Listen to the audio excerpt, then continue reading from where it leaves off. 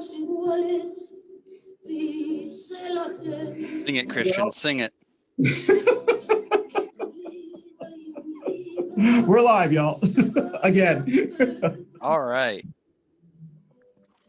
Stephen, you want to? Yeah, I'll introduce. Welcome everyone to Cafe and Pan Dulce. This is your intrepid crew this Wednesday. We got Christian Cano, we got Joe Odom, we got Bar Bacon, and Cyndi Lopez, and of course yours truly, Stephen DiFiore. And don't forget Baby Trump Pinata, who's to my left, but I don't know where he is on your screen. Well, yeah, welcome everyone. I'm sorry, we're having technical difficulty because we're Mama Ruthless again today. And apparently I forgot to clean my cookies and browser and all that technical high-tech stuff. So welcome. Today is September 30th. Thank you everyone who's joining us on Facebook Live, but also those who join us later on YouTube, but also on Facebook as well. We have a special show today, our last show of September. Our topic today is going to be Latinx Charlotte and Black Charlotte, adversaries or advocates. And then we will also talk on the second half of the show about something that Dr. Bohmfalk, Dr. B, as we call here on the show, mentioned a couple of weeks ago about wearing masks and the benefits of wearing masks and herd immunity. It's interesting to hear what Stephen has to say about that as well. So before we start, once again, we are going to go around. We salute first. I forgot. I'm really discombobulated today. So let's go around the Brady Bunch. Let's salute to coffee and Pandusa. All right. So if you have a cup of coffee or whatever you're drinking, salute. And yes, yes, and thank you. And we also want to thank Manolo's Bakery, who's our Pandusa sponsor. Manolo's Bakery on Central Avenue. There's always looks like there's a chunk missing, like I bit it off when I get it. Manolo's Bakery on Central Avenue, please visit your locally small businesses. It looks like Dr. B is joining us a little early. With that said, let's go around our Brady Bunch screen. Oh, someone's got a haircut. Another one. Let's go around our Brady Bunch screen and introduce yourself. Once again, how we do it here is you introduce yourself and your imaginary button. We started just a little bit late, Dr. B, so just to let you know that. And on the Brady Bunch screen, it looks like we have Stephen, Joel, Barb, Cyndi, and I believe Dr. B is last. So if you'll do that, it gives me time to share. So go ahead. All right. I'm Stephen DiFiore. I am a Libertarian candidate for governor this year in 2020, a member of the Libertarian Party of North Carolina and of Mecklenburg County. And my not so imaginary button is my Just Say Joe button. Joe Jorgensen is our presidential candidate this year. And I find it very interesting that on the 100th anniversary of women's suffrage, that the Democrat Party and the Republican Party thought it was a really good idea to not have a woman on the stage. But so goes politics. Next. Joel? Oh, okay. Well, hello, everyone. Hello, everyone. I'm Joel Odom. I am a native Charlottean, 2019 mayoral candidate here in Charlotte. I serve on the board of Generation Nation, and also I am a CMPD explorer. I am with the Boy Scouts, and I am a faithful member of St. Paul Missionary Baptist Church, and I do a lot of community service and civic advocacy here in Charlotte. And if I were to have a pen, it would be Black Lives Matter and fight the power. Morning, I'm Barb Bacon. I live in South Charlotte. I'm a healthcare advocate, and right at the moment I'm working with a nonprofit group to help many different community services, but mostly the disabled. And my button today would be Black Lives Matter and gun control. That's right. Mm-hmm. Good morning. I'm Cyndi. I'm from Texas. I own my own bakery at home, and it's called My Sweet Buns. And if I were to have a button, it would be Black Lives Matters as well. Dr. B. Oh, sorry. Do I have you muted? Oh, no, I don't have you muted. You're muted, Dr. B. There you go. I can't hear him. Your mask must be incredibly powerful because we cannot hear you. You may have to sign out and sign back in. We're all having wonderful, yeah, we can't hear you. This is like a progressive commercial. But Dr. I apologize. We're going to move on because he'll probably just sign in. I'm Christian Cano, one of your co-hosts of Coffee and Pondusa. Today is just a one for the reels, or the whatever it's called. One of your co-hosts from Coffee and Pondusa. My button, as always, is Medicare for All. Trust Women as well is here. A lot of buttons. Of course, Black Lives Matter is very important to all of us. And thank you for mentioning that, Joel. So we're going to, but before we get started, I just want to I don't want to spend a lot of time on this, but I just want to get everyone's response in 30 seconds. What did y'all think of the presidential debate last night? Who wants to say? I'll go first. Okay, Stephen. Go ahead.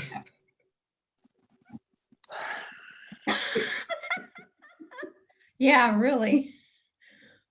I really wish the Libertarian candidate Joe Jorgensen had been up there. I think it would have been a much better showing, and we would have seen how feckless and inferior and ridiculous the two parties are by giving us those two people as our options. 300 million human beings in this country, and that's the best we can do. I think we can do better. I really had no idea what to expect, but I honestly did not expect that when Trump just started rambling, and it was like, what is he doing? And I thought maybe that was his intimidation tactic, but I was flabbergasted. I almost turned it off and I thought, no, I'm going to watch it till the end. And when he did not denounce white supremacists, that just absolutely frosted me. And then you hear that his communications person this morning saying he did 3 times. He said, sure. But when it came down to say it and denounce it, he never did. And I already voted, so I was just trying to see what message they each were going to send, and it wasn't really clear because when you have so many people talking over each other, I just don't listen. And I think that's what the general consensus is. Although depending on which news channel you watch, some have Trump winning, others have Biden winning. I don't think anybody won that debate. It was a red hot mess. What do you think, Joel? So in 30 seconds, I'm gonna try my best to compose it. I thought the debate last night was very, very insulting to the African American community, especially when the president said, I have done more for Blacks in this country than President Abraham Lincoln. And that is so insulting because it belittles what we have gone through as a people and as a nation. And it always throws me that a lot of people don't say, hey, he's not saying I have done more since President Johnson, who enacted the Civil Rights Bill to allow everyone in this nation to vote and because mind you, in the Civil Rights Bill, we have got a lot of rights, handicap rights, women rights. We have fought so hard for all people. And he always goes back to when it's only Caucasians and Blacks. And he's saying, well, slavery was just a walk in the park. I guess forget about the rapings, forget about tearing families apart, forget about the heartache and the pain, because, apparently we don't feel pain. We don't feel the same feelings as him and his family. So it was very insulting to me. I think how he talked about soldiers. Joe Biden's son, both of his children was very insulting, very insulting. But Biden kept it high, and he said, we could go all night and talk about your children." He took the high road. And so, other than him telling the president to shut up, I do believe in my heart, I already voted just like you, Miss Bacon. So I voted for Biden. And whether or not, okay, hey, they might not be the best choice, I would rather pick someone that will sit up here and try to do something for Blacks than saying we have already arrived and what you're talking about, and what you've been through means nothing. And I've done it all for you. So that's just my interpretation of it. It could have went a lot better. I just felt sorry for the anchor the moderator, who had to sit there and try to regulate two grown men who are at the seat of power for freedom. And so I just can't imagine telling the president to shush and sir, be quiet. That right there just says a lot, because I knew I couldn't take that job. Anybody else want to do 30 seconds on what they thought last night? All I thought about was this. Cyndi, I actually had to make Way to go, Cyndi. I actually had to make another batch of margaritas last night. It was Very embarrassing. Oh, yes. Country, it was. It was. I knew it would be. I never thought I would see something that bad. Yeah. I mean, nothing ever surprises me with Trump, but Right. this was so bad. Right. I mean, this was embarrassing. It was just like, you know how you see a train wreck, or I don't know, everyone uses that term, but it was just watching it. And I was like, this is the president of the United States, and the world is watching. Kids may have been watching it for the first time for school or whatever. And it was just so bad. And just the smirk, the arrogance, and the smirking, and it was just WWE.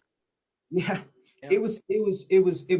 I almost turned it off also, but I had to watch it because I wanted to see how much more embarrassed what he would do. And it didn't stop until almost an hour into it. And then he just, and I just wish that someone in his family loved him enough that sitting on that front row to go, or someone, you know. So. How about offsides? Dr. B has something to say. Yeah, can you hear me now? Yes. Good morning. Excellent. Okay, nothing like a reboot. I gave up after about the first 7 or 8 minutes. I couldn't sit through that type of abuse. But have you listened this morning or afterwards to Fox TV? Because they all think it was great. Of course, they say America needs a strong person who's willing to stand up and be strong. They don't view this as bullying. So bear in mind that even though all of us who are all progressive are embarrassed and horrified by this behavior, the other side, it's raw meat to a lion. They absolutely love this lack of civility. So we just have to accept that not everybody agrees with us, obviously, and if they are praising that and calling it a triumph. So we'll see, and God willing that you'll slip in the polls, but time will tell. And here's my ballot, properly marked for Biden and Harris, which I will either hand deliver or whatever here. Did you have to pay for it? Pay for what? The ballot. No, of course not. Yeah. That's what the president said. People are doing. Yeah. Well, paying for a ballot would technically be a poll tax, and I believe that's illegal. Well, we're going to jump into our topic real quickly, and then we're going to go into the article in Forbes that hopefully Dr. B can share more information on, because we heard it first from him almost a couple of weeks ago when he was on the show. But I do want to piggyback just real quickly. Mama Ruth, thank you for joining us. Is everything okay? Or I don't know if you want to talk about that. So welcome, Mama Ruth is joining us now. So I do want to piggyback on what Joel says. I do think it is very arrogant, I don't know how else to say it, for someone to tell other people, I've done more for you, instead of letting them tell you what you've done for them. This is the height of white privilege arrogance for someone to say, I've done more for you. Just deal with it. I mean, that is just anyone who's, like you said, Joel, it is, I don't even know how to describe it. I can't even, because I like to use the example of what women go through and have gone through when they complain about being treated differently, and some men say, nah, that's not what happened. You know, I'm telling you what happened, and you're telling me, nah, that's not what happened. So I do agree, Joel. I do hope that good people in America see that, and I do know that the senior vote, which is vital to Trump, I hope they saw that and they felt like this is not normal. This is not what I want. I agree with Dr. B. There are the people that, no regard to what he says, they love it. Like we had one on last week. And I do hope that most people say, this is maybe fun for a bar. It may be fun for watching a college football game to hear this buffoonery, but not for a president of the United States. And so we'll see if that's what happens. Mama B looks like she's having some technical difficulties. Let's get into our topic, and we're going to talk about this as much as we can. And thank you, Joel, for joining us on this topic. We had a gentleman from Key West that was going to be calling in, and I told you the story in Key West. There was a captain of a boat who was posting on Facebook some very racist and bigoted comments about the Black Lives Matter movement, and also specifically in Key West, Florida. He owned a parasailing company, and one of the only ones in Key West, and he was anchored at one of the marinas in Key West that is world famous for A and B, the A and B sign is, and so forth. And the community there, mainly progressive community, but not just Democrats, but just people in general, they were outraged that this person was openly saying this stuff. So they decided to start a boycott of this individual and show up at the marina with their signs. Before they can do it, the owners of the marina kicked him out of the marina. And I was so excited to hear this. And this is how your dollars and your votes can close things like this. Of course, people were saying, well, you know, you're violating his freedom, you know, right to freedom and so forth. But the motto, if you don't know, the motto for Key West is one human family. And they truly believe that everyone should be respected and accepted in Key West, and the community got together, and that's how they got that stopped. And so we wanted to hear him to talk about that, and also how that happened. Well, here in Charlotte, there has been a lot of, everyone knows a lot of things have been going on. I remember when I ran in 2016 and Robert Pittenger said right around this time that African Americans and Blacks in Charlotte were angry because they were upset because white people have better jobs. I can't remember his whatever. Well, as a candidate running against him, we did very well. We raised like $25,000 in one night on it. And to this day, that is my biggest regret, that I did not pounce on what he said, because I was told by my party, take the high road. Don't, just say that's not what I should have said. You racist bigot. That's right. You should have went low. I should have. Understand, that was the time when we were being told, when they go high, they go low. You go high. So, we were, and it wasn't, everyone had forgotten what he said in about 2 weeks. And then when we tried to remind people again, it was, well, he apologized. I had a debate with him in Fayetteville. Well, I reminded people what he said, and that was not the first time he said that about people. He said it about LGBT community, about women. He told people, if you don't like North Carolina, move from the state if you don't like it. So there's a lot of things that he said, and I wish to this day that I had that. Anyway, so what I want to talk about is Black Charlotte and Latinx Charlotte. Are we advocates or are we adversaries? Joel, I want to get your input onto this, what you feel, because I know you're pretty involved in the communities here in Charlotte. What do you think? Well, okay, when you told me about being on the show and I found out about Latinx, well, what first came to mind is Latinx. I thought about Malcolm X. And so I just said to myself, well, Latinx must be a term for not using some type of, name or placement in, I guess, a general system. So I went and I looked up Latinx. I looked at different interviews, like on Viceland and stuff like that. And Latinx is basically means that you do not identify as, you're really non-binary. You could be non-binary, or you could just really not want to place yourself in a bubble of saying, well, I'm Cuban, or maybe I'm Spanish, or maybe I'm from South America, or anything like that. So I just thought about that. And so to me, if you know history, South America is rich in a mix of different cultures. So to me, Hispanics or Latinx people, or anyone with any Spanish descent, really, or Hispanic descent, or Latino descent, we're all brothers and sisters at the end of the day. And that's how I take it. Because if you're not Caucasian in this country, and you're not rich, and you don't have that pedigree that goes back 100 years, you're not on the boat with them. We're all in the same boat together, and we have to carry this fight. They're not paying taxes.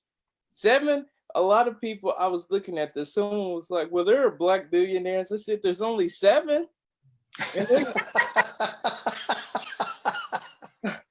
And I'm just like, and it doesn't even go past like the $10 billion threshold. They're all in the low single digits. And that's because we have to pay taxes.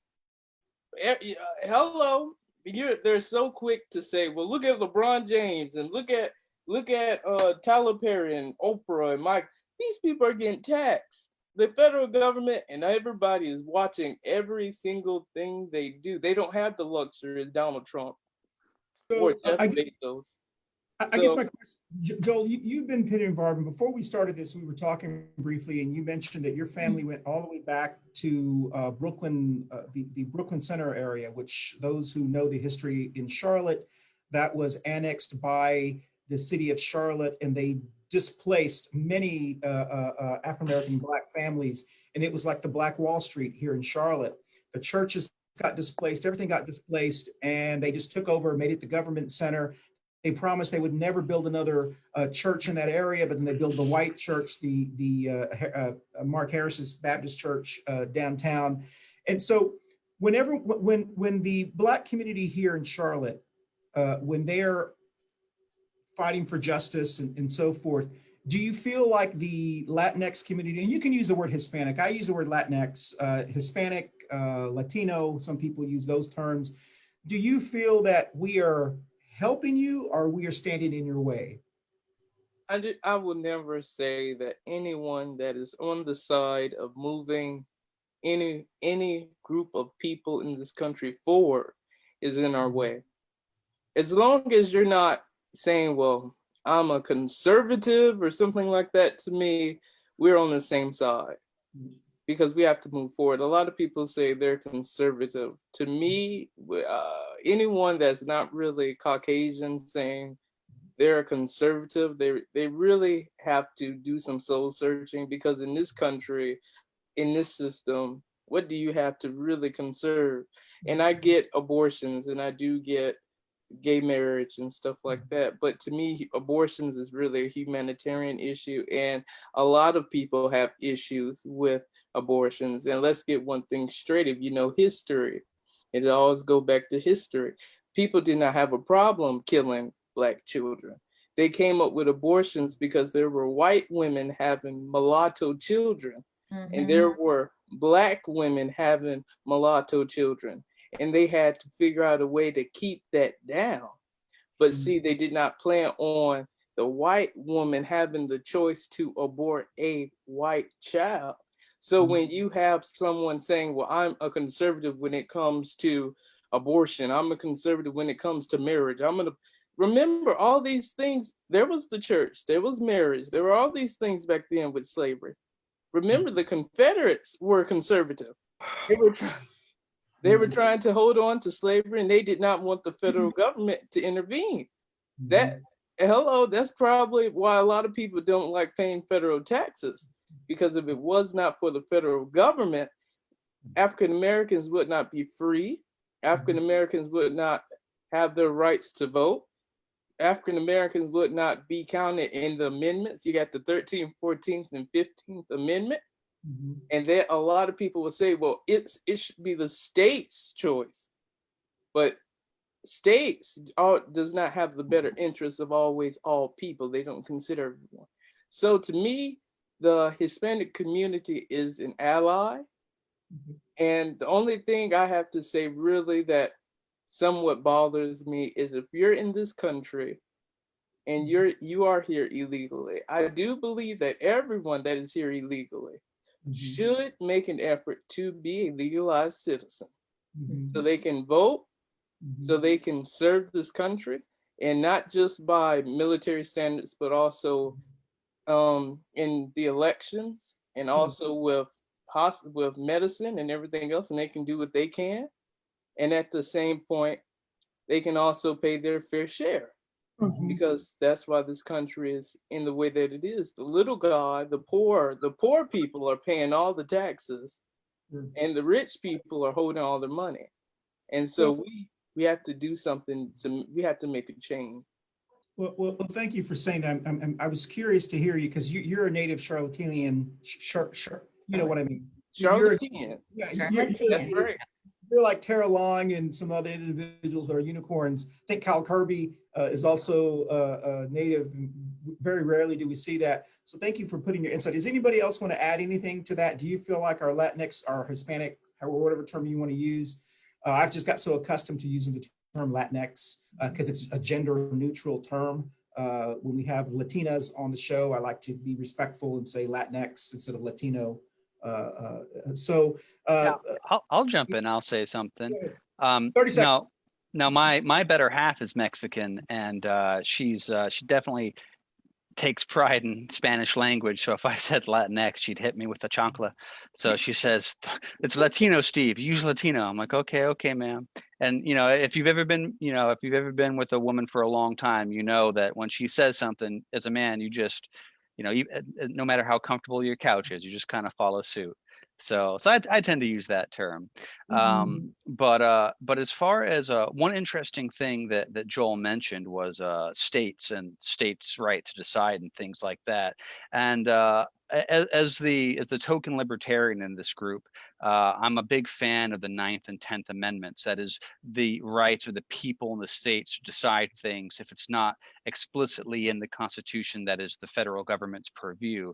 And I'll say there is an example of what's called nullification to the benefit of disadvantaged people. So in 1950, I think it was, in 1853, if I remember correctly, there was a law that was passed by Congress called the Fugitive Slave Act. And this was really controversial in most of the northern states, the non-slave states.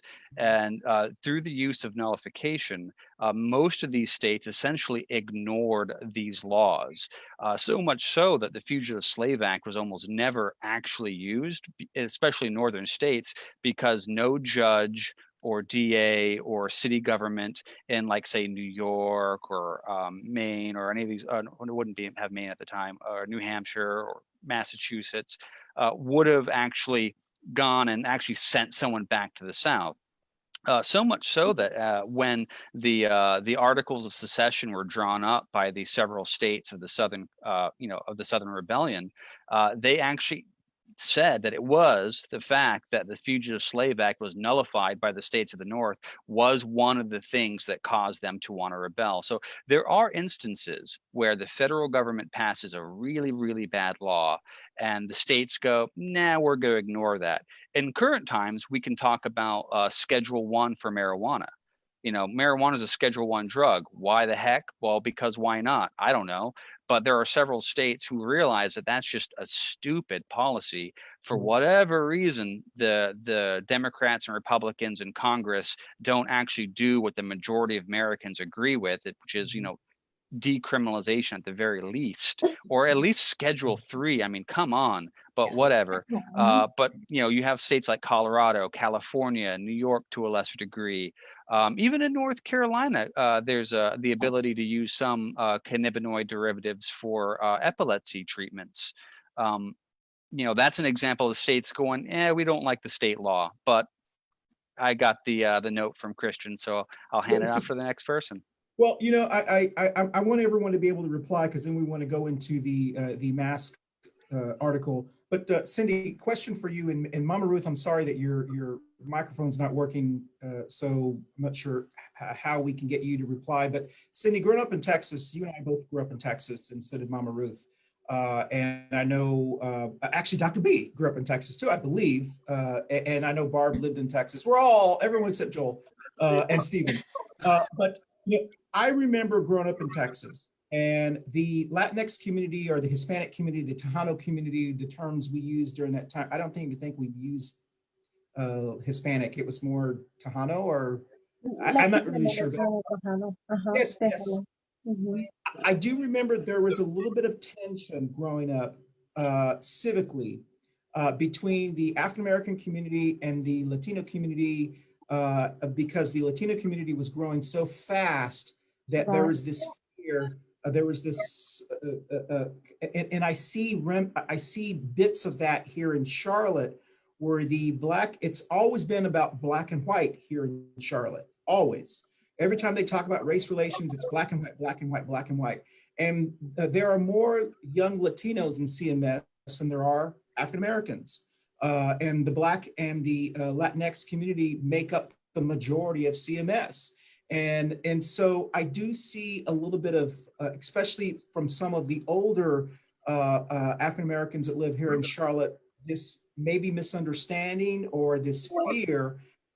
And so do you remember that, Cyndi? I do. I remember that, and it was more like a competition more than anything. And I was explained by a professor once that it was more of a fight over resources, and I was just like, no, I don't really believe that, because I mean, all in all, we're in school with these people, and we're attending colleges with them, and we work, and today I'm finding it's kind of flipping, and which I am so glad to feel and see, because I think we both realized that both races have realized we're in this fight together.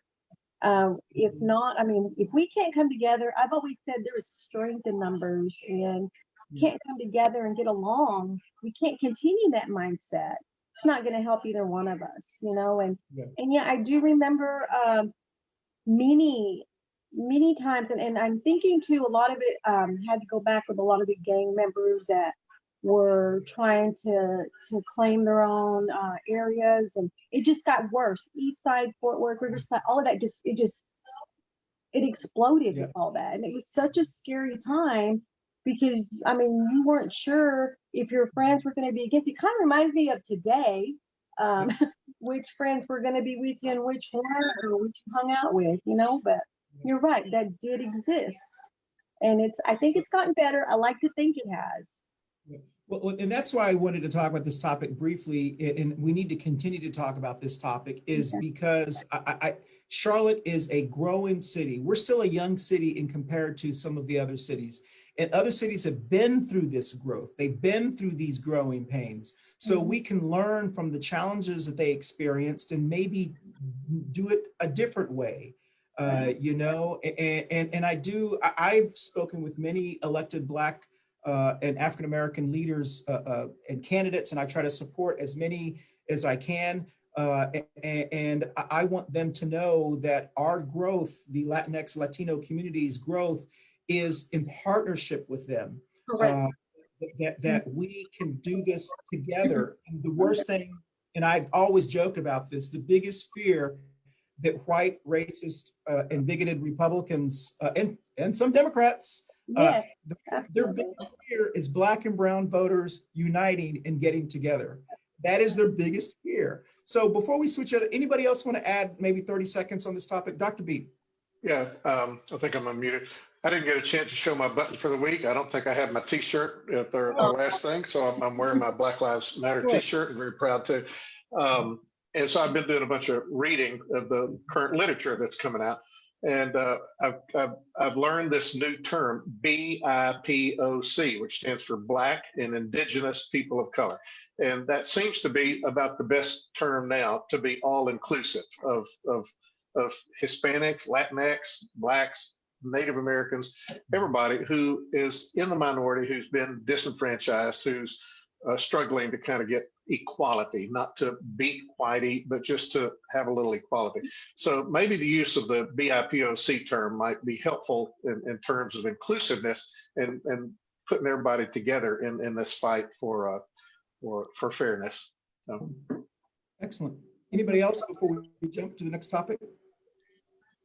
I like the term Americans because it's pretty inclusive, but that's just me. I'm weird that way. That includes the bad guys, though. Bad guys can be converted to the right way of thinking. There you go. I mean, that might be a Pollyanna viewpoint, but I'm ever an optimist. Always have, well, it's always have faith. I agree. Introduce you to a few of my neighbors, and you could have at it. I try. Sounds like a challenge. Yeah. So with that said, we've got a lot of time and more shows to do on this topic, and we hope to. I'd love to have Mark Jarrell. We've had him on the show 2-3 times. Lawana Mayfield, all of the elected officials that we've had on the show before, and candidates back to talk about this issue, because I do think as we move forward, this issue is going to become. I've always said, Black and brown people, don't worry about acceptance from white Charlotte. If you don't have it by now, you're never going to get it. So stop worrying about them. Focus on other Black and brown voters and individuals, though that's where the power is here in Charlotte. And just if they want to come along, we'd love to have the other Charlotte, because this city is moving forward without you. And so, yeah. And so for when I see, especially candidates that are running for office that are so concerned about just a few moderate white voters instead of the majority of the other voters, everyone who watches that just upsets the heck out of me, because it's as if though they're so much more important rather than the rest of this community. So with that said, a couple of weeks ago, those who remember, Dr. B mentioned, he said he had read an article or something. Dr. B, you can explain this about the mask and some of the benefits that may be coming this way with the mask as far as the microviruses. So he said that, and I've been camping every weekend since May, and one of the camping trips I made, I was telling that story. Now, Dr. B on our show said that it's possible, but that's something interesting, because people were, and I do have to admit, when we came back from that camping trip, I wanted to go to the very first Dallas Cowboy kickoff game on a Sunday night. I have not been to my sports bar in 6 months. I went to my sports bar that I go to. I had my mask on. I sat in the very corner, and this loud, obnoxious, typical South Charlotte guy came over and said, with no mask, came into my personal space, take that mask off. It's a fake. Having the mask, if you take the mask off, you can save more lives, and just all kinds of, just like, rah, rah, rah. Of course, me, because I'm not a confrontational person, I said, very interesting things. He goes, it's not interesting. It's just math and science. And he was mad that I was wearing the mask. And I was like, oh God, I cannot believe I'm putting myself in this situation. So a neighbor of mine who had just flown back from Texas sat next to me, had her mask on. He came back and said the exact same thing. And needless to say, I have not been back, and I won't be going back there for a while. I can get the NFL package. So Dr. B, the mask article, it was in Forbes magazine. I don't know if anybody has had a chance to read it. They were talking about a paper or something that was done in the New England Journal, I believe. Can you share with us what that was about? Sure. And for context, just bear in mind that we still have a very active flat Earth society in the world. So there are some people that just aren't going to kind of come along on our train, and that's perfectly fine. And I hope that never changes, because they put out some of the most entertaining content. Oh my gosh, they are amazing. Yeah. If you don't know about the flat Earth and the ice wall and all that, I know. Oh man. Well, the problem is, you talk about entertaining materials, so does QAnon and a bunch of these other groups. So it's kind of go there with weird. them. So as for this little math story, so I think the common accepted scientific wisdom is that a mask of almost anything, 3 little layers or something, anything is better than nothing. I mean, there's all sorts of silly things you kind of see, but obviously they turned out that these little knit things that you mainly wear around your neck and you pull those up, that's not going to do any good. But a fundamental basic Thank you. mask, yeah, a fundamental basic mask is going to give you probably the best protection we have right now until we get a vaccine. So if people can accept that, there's this article that came out both by some very credible scientists in New England Journal of Medicine, which is probably the most credible medical journal. And these guys were kind of speculating, and they were saying, I wonder if the mask prevents you from getting enough virus particles to make you sick. Now that's one fundamental scientific thing a lot of people might not be aware of. You don't catch a cold, or you don't catch polio, or you don't catch COVID by getting one little virus particle up your nose. You get it by getting, I don't know how many, 10,000, 10 million, 10 billion. These things are tiny, and it takes a certain dose. Just like if you injected the teeniest, tiniest amount of morphine, you wouldn't get a buzz. It takes a certain amount to kind of have an effect. So it takes a certain, the medical term is inoculum, which means the amount of stuff. You know, you put that much mustard on a sandwich, you wouldn't taste it. You have to have a certain amount for it to kind of have any effect. So you have to get a certain inoculum of the COVID to get sick. And presumably the mask will filter out a certain amount so that it affords you protection. Well, so these doctors wondered, and that's all this is conjecture at this point, if maybe the mask allows just a tiny bit of COVID to kind of get in it. It's not enough to make you sick, but that maybe will stimulate your immune system. There are a lot of analogies you can make, but these little microdosings actually confer some immunity. That has not been tested. I'm not sure how you would design a test to do that, but it's just kind of a thought. And the term they use is variolation. So that's totally different from vaccination, but variolation has to do with back in the 100 years ago, back with smallpox, there was this notion that if you took a teeny tiny bit of smallpox, would that give you some immunity? And there's some evidence that it may have, but also there's some evidence that a lot of people got full-blown smallpox and died from that. So it's not something you want to kind of toy with. So that's the essence of this article in the New England Journal. They're just kind of speculating if masks not only would protect you from getting a large enough dose to get sick, but might they allow just enough through that might give you immunity. Isn't that a happy thought? There's absolutely nothing to suggest that masks cut down your oxygen level or any of these kind of stupid things that people talk about. Masks are good. Everyone should wear a mask anytime they're out in public. So that's the conjecture in this New England Journal article for what it's worth. And I think it's worth interesting thought, but very little else. Anybody want to ask a question or add anything to that? Yeah, I'll say this. As someone who suffers from allergies, having a really good excuse to wear a mask while there's pollen out, dude, I have never been less hesitant to go outside because, in the past, if you wear like a face mask on, like a surgical mask or whatever, and you go in, people look at you like, what are you doing, man? Right. But now you do, it's like, okay, yeah, whatever, COVID. And as a result, I mean, I've been able to lower some of my dosage of my my antihistamines, just Good, giving me a good. bit more energy. So, if you have allergies, I completely agree with mask wearing ain't so bad. I am very impressed to hear that from a libertarian. We do have to remember, Stephen's not, I don't know. I'm glad to hear that from you. Well, and of course, masks can be fun. Like, for example, Yes. I got a nice little fun North that Carolina mask. I got my Star Trek Starfleet red shirt mask. Read into that whatever you want. Ooh, Trekkie. I think one of the greatest non-medical things I've seen, about the advantage to wearing a mask is you don't have to smile all the time. You can have this scowl on your face and go around.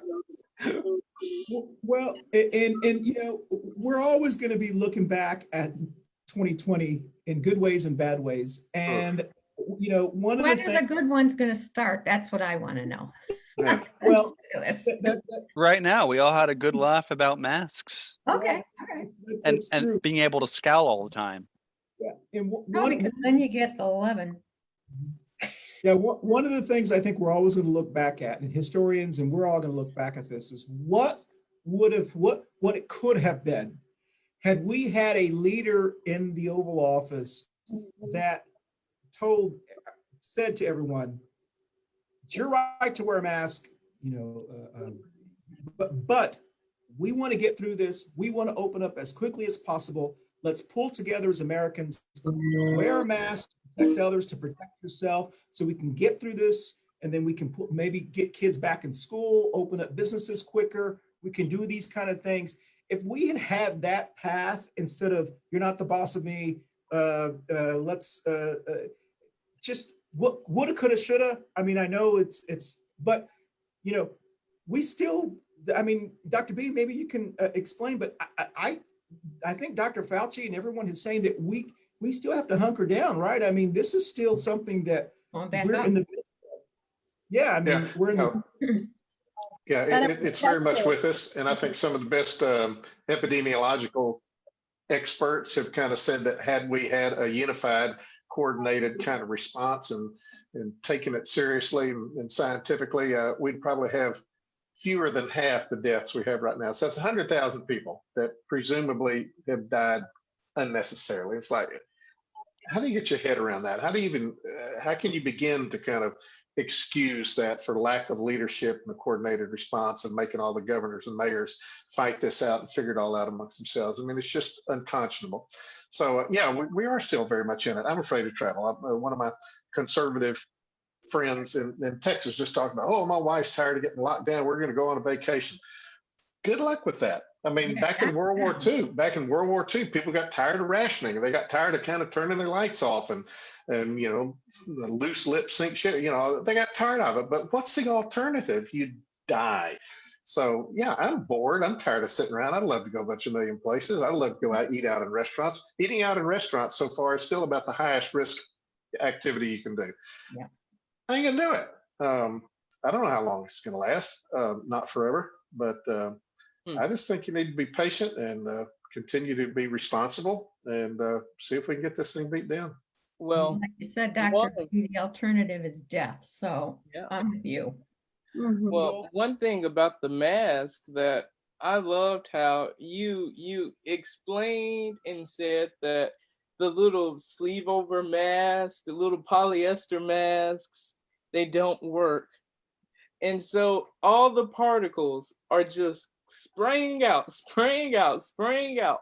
So you need a cloth mask. You need a 3-layer mask. And that is so important. And while some people aren't even wearing them, and they're just not taking it seriously.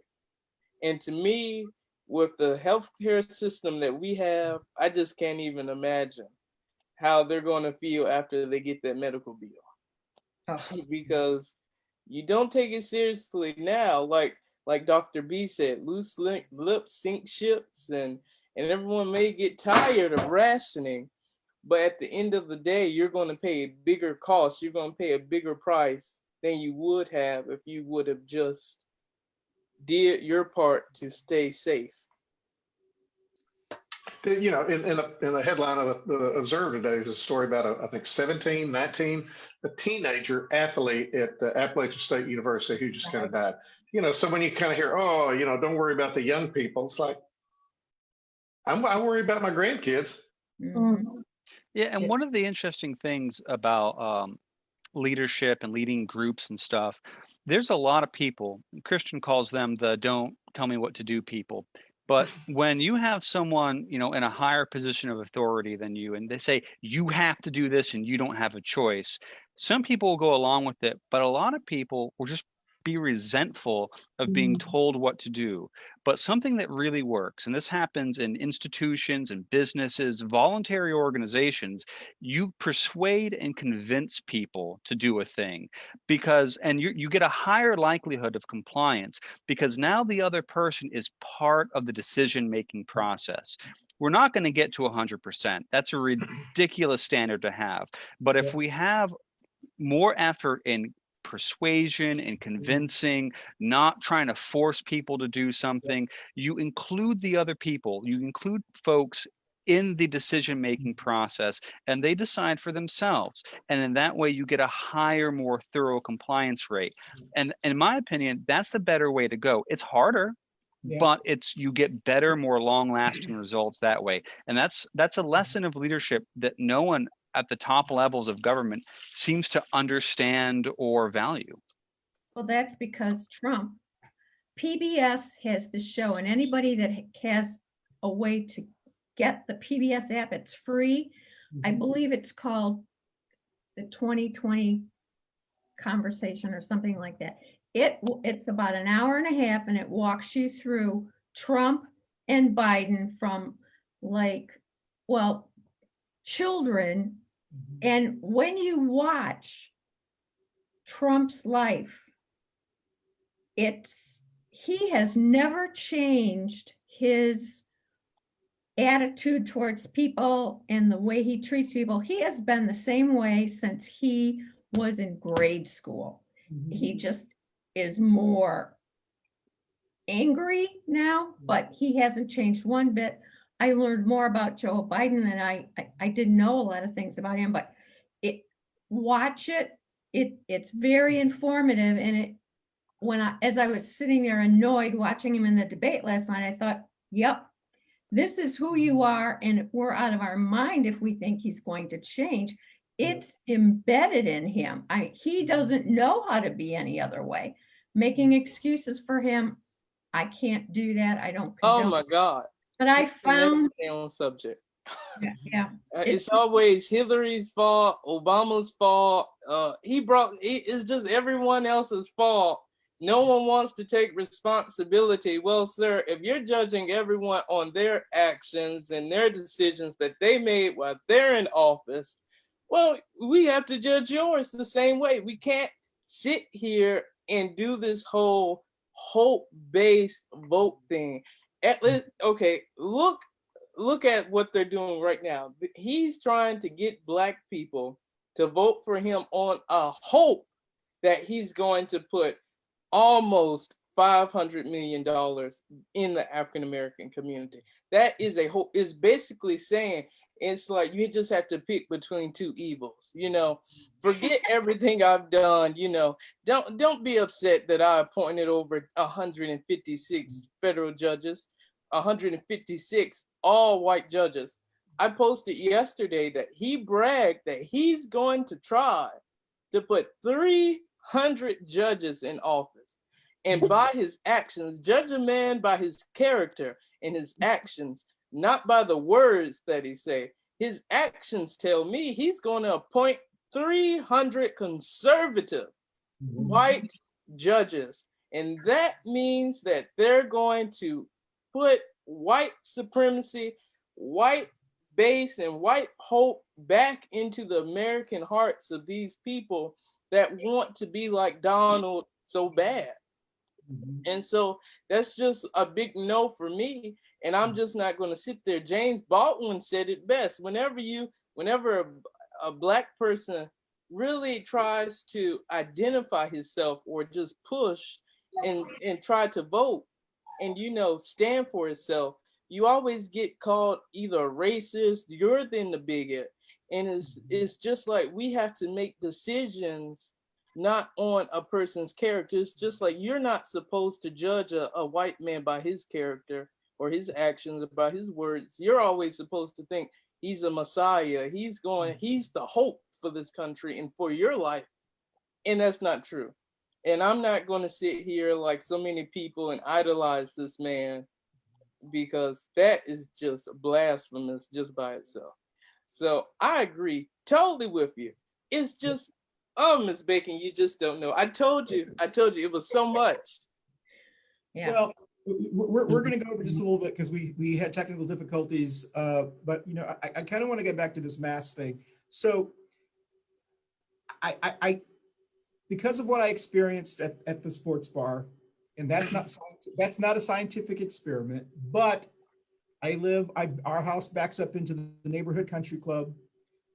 I've seen them have pool parties with live bands so they can get around the mask ordinance, because in a pool, you don't have to wear a mask as soon as you get into the gate. And the occupancy is based upon the people inside the pool. And so you had all these, and our neighbors tried to report them, and CMPD said they're not in violation because of, this. And our city knows they have been giving permits, noise permits to white communities so they can have these private parties. And yet they don't say anything about it. They act like they're going to play tennis, but they all gather under the tennis pavilion to have a college football watching party, drinking beer with the kids running around. So people are getting around these things that we're all trying to abide by. And of course, my first instinct is outrage. My second one is I don't want to be the narc in the neighborhood. And then of course, the third one is I don't understand. I think they think that they live in the bubble and that it's the Black and brown people on the other sides of town that are really getting the COVID-19. And as long as they don't hang around them, they're safe in their little bubble. So I don't know how we're going to change those attitudes in many sections of Charlotte. If they're not wearing a mask by now, I just can't imagine they're going to start wearing one. So moving forward, I guess the best, I don't know, does anyone have thoughts? The best thing we can do is just continue protecting ourselves. We're not going to, protect yourself. I don't, if I go back to the sports bar, the same people are going to talk, I'm going to get the stuff about the match. So I'm just not going to go. I would say just make the positive case. One of the good things in North Carolina is the curve is essentially flattened. Right now, granted, it's about 900 people in North Carolina have died of this thing, and that's not really that great. It's a tragedy for them and their families. In the state of 10 million people, right? That's not bad. It's not great, but the curve is being flattened. So a lot of these measures that people are taking, social distancing, mask wearing, things like that, seem to be working.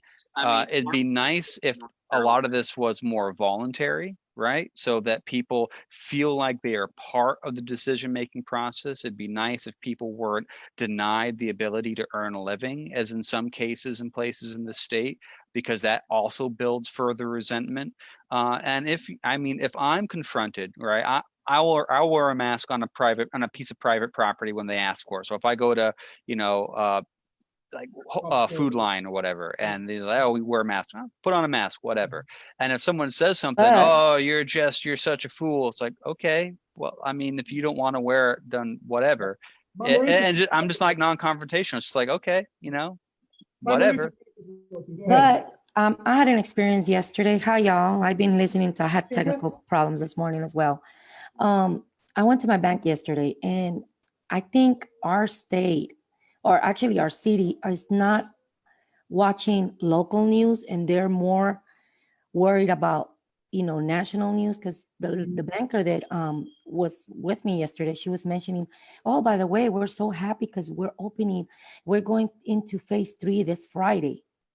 And I looked at her and I'm like, I'm just there. And she's like, I can't wait. I can't wait to stop wearing this at work and all this. They're not getting the right impression of what the real meaning of it. Even though other states are opening to phase 3, there is guidelines. There is social distancing. There's still mask requirements. And there's still a certain amount of percentage of groups reuniting. So it's sad to see all this tell me what not to do, white people making their own scenario, making their own plans, and just throwing away whatever we are suffering. Because to me, we're paying a price for our families.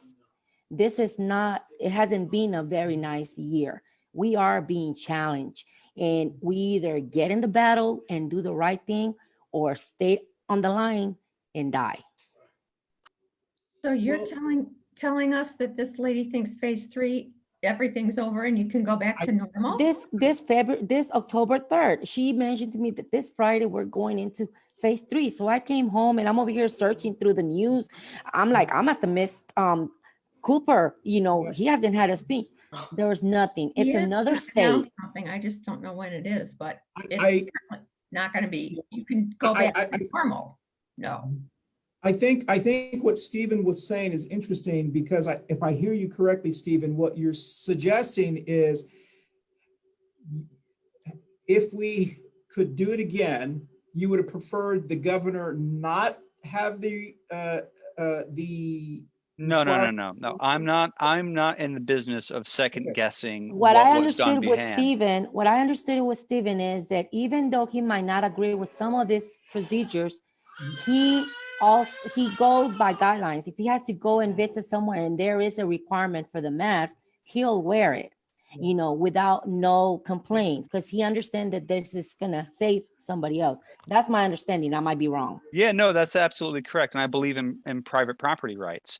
And as a property owner, if you want to have some kind of condition for me to patronize your business, okay, cool. If I don't agree with it, I don't have to go in. You know, as far as what the governor should or shouldn't, no one knew in March. No one knew what was going on. No one knew the mortality rate. I mean, remember back in March, you even had Nancy Pelosi and Chuck Schumer saying, go out to Chinatown and go out on the town and be out in public and patronize and blah, blah, blah. And don't worry about masks. Nobody knew anything, right? So as far as some states saying, we got to lock everything down, some states, we got to keep everything open, nobody knew. And, you know, second guessing that Monday morning quarterbacking, I don't think is very helpful. No, Going forward, getting more people involved in the decision-making process, it yields better results. And it yields better compliance, and it yields, you know, it reduces the likelihood that we're going to be resentful. I think it was an educational for all of us, because they didn't know, like you said, they didn't know what we were going into. Nobody did. So it was just a learning process.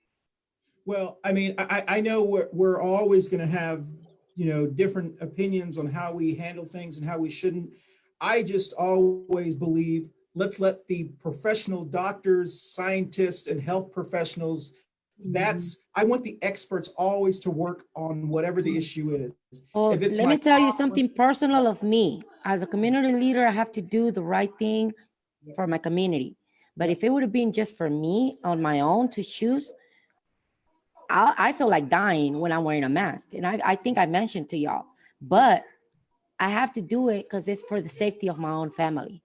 So it's not about just your internal rights or whatever you mentioned, Stephen. It's about thinking about our surrounding people around us, not just being selfish. Yeah. Well, I mean, that's kind of what I was saying, and I know we're going to close up here because we've gone over just a little bit, but you know, I just find it so interesting in every area that we live in, whether it's financial, we want the financial experts. We always want experts. And then suddenly these "you not the boss of me" people decide they are more qualified to make decisions than the people that we brought on board to make these decisions. And it came, I believe, a lot of that came from the president saying you can be, and I'm not saying they all followed him, but I think under different circumstances, if this had been a normal president, we would have had less of them. And it would have been, you know, let's just try this. Let's see, because what's the option? The option is this.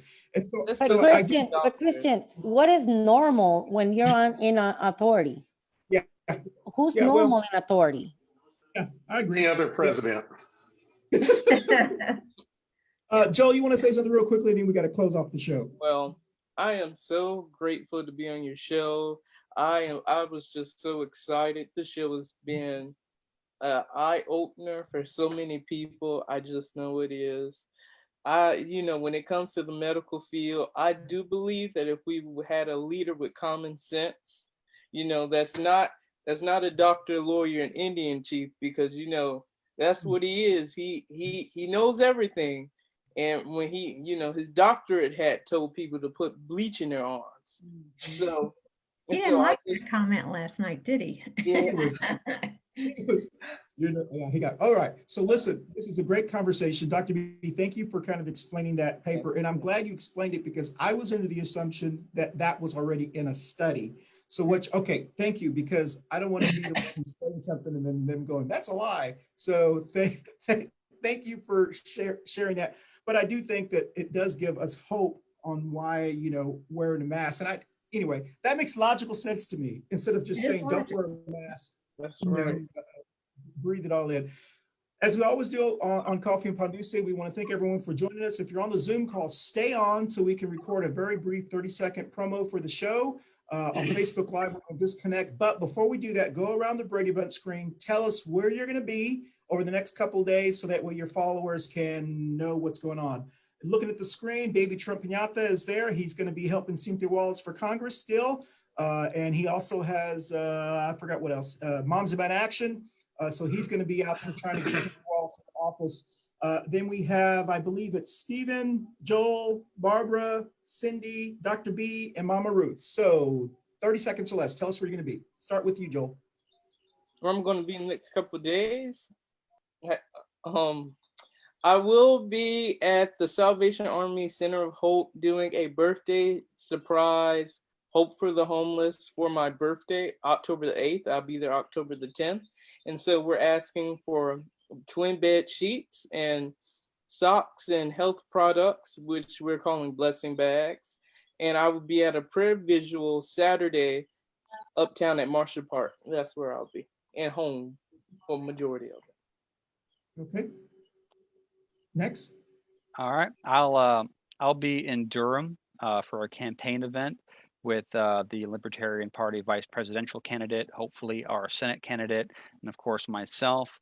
It'll be an outdoor event. You know, a lot of us wear masks too, so reasonable degrees of safety, and it's better to be outdoors than indoors, of course. And then throughout the week, I'll be throwing out signs around the area. Anyone who wants one can shoot me an email and I'll drop one by. I will do that. I will be here in South Charlotte, and I'm starting a new project with the nonprofit that I'm working with. I don't even know what it is yet, but I'm ready. Next. So I will be pressing voter registration again today. I'll go out to the community and hand out more cards. Of course, I'll have someone driving me since I just had some surgery done, but I'm still working on it. I'm not going to give up, and I'm trying to get them all going. Way to go, Cyndi. Way to go. Right. Thank you. Friday morning, I'll be doing a Zoom presentation on Medicare for All to a local Rotary Club. Several days this week, I'll be making phone calls as part of the phone bank for North Carolina Democrats. The phone bank that I'm most interested in is calling people whose absentee ballots are not being accepted and helping them kind of cure those. Because as we all know, there's like 4-to-1 ratio of black ballots that are being rejected in contrast to white ones for a lot of reasons. It can be confusing and whatnot. So that's the main thing I'm going to be doing, and then also continue my work to learn how to be non-racist. So that's me. Fight to power. Mama Ruth. Great to hear that. I'll be at home. I want to shout out to Manolo's Bakery. To me, this is similar to Black Lives Matter because we don't discriminate, and we understand that all of us here in the United States are immigrants. We all came and abide here. So I'll be here at home. Kind of sad, but thank y'all for cheering me up. This Friday is my husband's birthday. I have something planned, surprise on Saturday. Cano, you better not miss this one. Is that He's here. I'm having a secret band singing for him and some other stuff. So I hope so. If you can make it, I'll understand. It's gonna be Fiesta Mariachi party in my backyard. Other than that, I have tonight, I have the libraries, they're reopening and they're gonna be doing through virtual spreading out the word for our community, what are the programs that they're going to be working with and stuff like that. So our kids and our families do not, keep away from the libraries because we know it's a big help. There's also other things that I'll be sharing on the page that is going on around our community. Thank you, Joel, Odom, for what you're going to be doing next week. Happy early birthday if we don't get to see you. And whatever we can help with the homeless. I know it's a big work out there for them. That's it. Mama Ruth, unfortunately, I didn't I didn't hear anything from you about Sunday. I was actually in town all weekend long about your Mija's birthday, so I would have come. Well, actually, the Cowboys lost, so yeah, I would have come. So You I have my address. I told you it was Sunday. I know, but I didn't. I have to have the formal invitation. All right, so I will. Unfortunately, I will. Well, I guess it's good. I will be out in the country this weekend, just enjoying the beautiful weather. I think it's going to start cooling down. And of course, I will be supporting all the candidates that are, and I want to thank Matthew Ridenhour's campaign for the mask once again, and also for the campaign sign. This came in handy, y'all. I had to run to the Harris Teeter to grab something, and I was digging through, I had forgotten my mask, and I was digging through, and I pulled this one out, and I put it on real quickly, and it came in really handy. It's so wonderful to have elected people who are running for office who understand the importance of wearing face coverings Well, and masks. he knows he has my full support, but unfortunately I'm in Union County, so my vote doesn't count for him at all. But I cheer up for him at all. Steve, I'm waiting for my sign. Yeah, Stephen, we're going to give you all of our emails. Everyone, our next show, October the 7th, is our politics show. We have several people that are running for office that are going to be on the show. We hope we're going to have Matthew Ridenhour on the show. We'll see if he's able to call in, because he actually has to work during the day.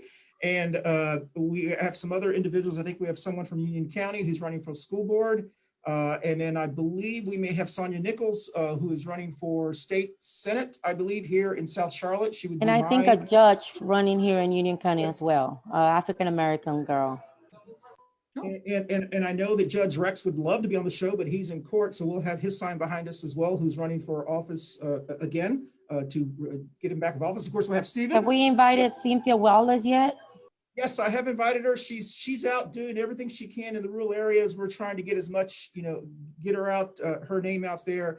And so, as many people as we If can. we can get someone that really knows or very close to her that's helping her, of course, it's not the same. We want to see the candidates, to interact with our community, because that's how the community will learn how to vote for them. Exactly. And we will also share with you the ones that we did invite that declined to come on her, especially the ones who, anyway, we will tell you what they said. So thank you so much for joining us. Please mask up. Thank you, Dr. B. Thank you. Stay on. If you're on Zoom, stay on. And Stephen, I don't know why I mentioned your name. We'll do a promo. So everyone just wave goodbye while we disconnect with Facebook. Bye, y'all. Everyone.